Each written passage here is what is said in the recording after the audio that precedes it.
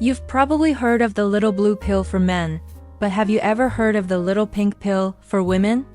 Today, we're diving deep into a medication called Flibanserin, also known by its brand name, Addyi. It's FDA approved to help with low sexual desire in women, but it works in a completely different way than you might expect. Plus, there's one massive rule you absolutely have to follow if you take it. Let's get into it.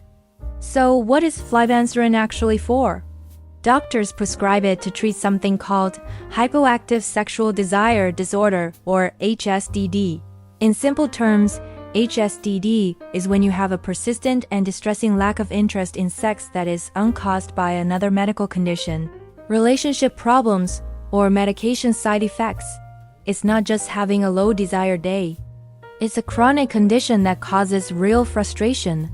Flibanserin is specifically for premenopausal women who are bothered by their low libido. Now, how does it work?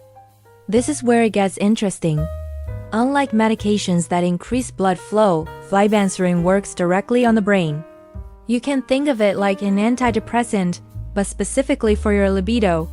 It helps to balance certain natural chemicals in your brain called neurotransmitters, like dopamine and serotonin. By adjusting these chemical messengers, the goal is to help re-regulate the brain's pathways related to mood and desire, which can help bring that interest back online. Because it works on the brain, it's not a take it and you're ready to go kind of pill. You have to take it every single day, usually at bedtime, and it can take up to 8 weeks to see the full effect. If it hasn't worked by then, it's probably not the right medication for you. Like any medication, Flibanserin comes with potential side effects and risks you need to be aware of. The most common side effects are things like dizziness, sleepiness, nausea, and fatigue. This is a big reason why it is recommended to take it at bedtime so you can sleep through some of those effects. But there are a couple of more serious, though rare side effects. One is called angioedema. This is a severe allergic reaction that causes swelling, particularly around your face, eyes, lips, or tongue. If this happens, it's a medical emergency and you need to seek help right away. Another serious risk is something called CNS depression. That's a technical term, but what it really means is that the medication can significantly slow down your central nervous system. This can make you dangerously drowsy, confused, or uncoordinated. It's not just about feeling a little tired. It's a more profound level of sedation that can make activities like driving extremely hazardous. This risk of severe drowsiness is one of the key reasons behind the most important rule for this medication. And that brings us to the golden rule of taking Flibanserin. If you remember only one thing from this video, make it this: you must be incredibly careful with alcohol. Mixing Flibanserin and alcohol can cause your blood pressure to drop to a dangerously low level, leading to fainting, which doctors call syncope. This isn't just a might happen kind of thing, it's a very real and serious risk. The FDA even has a specific warning about it. So here's the rule you have to follow. It's all about timing. If you've had 1 or 2 standard alcoholic drinks, you must wait at least 2 hours before you take your dose of Flibanserin. If you've had 3 or more drinks, you must skip your dose for that night completely. Do not take it.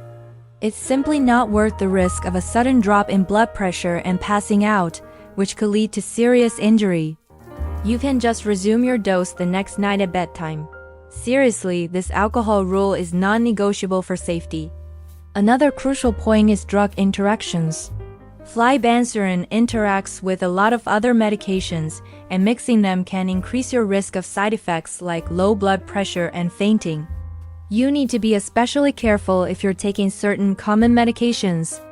This includes many types of antifungals, like those used for yeast infections, certain antibiotics, some HIV medications, and even some heart and blood pressure medications like verapamil or diltiazem. Even some supplements, like St. John's wort, or drinking grapefruit juice can cause problems.